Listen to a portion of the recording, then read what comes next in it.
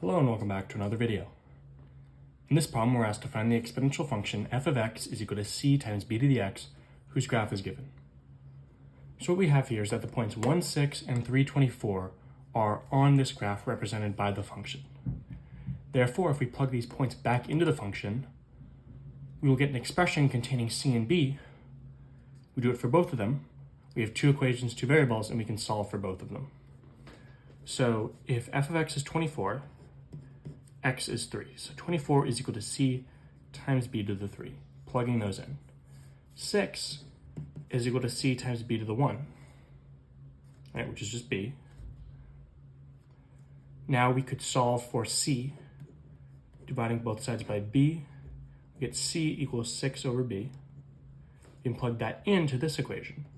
So 6 over b times b cubed equals 24. B cubed divided by b is b squared. Don't forget the 6 is equal to 24. Dividing both sides by 6, b squared equals 4. For what values is b squared equal to 4? Well, b is equal to negative 2 or positive 2.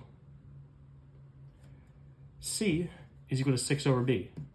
So it's equal to 6 over 2, or it's equal to 6 over negative 2. So c is equal to 3 or negative 3, and whichever one it is tied to whether you're using negative 2 or 2. So one of our options, f of x equals 3 times 2 to the x. b is 2, c is 3. Or f of x equals negative 3 times negative 2 to the x. b is negative 2, c is negative 3. Either way, you get the same function that is represented by this curve.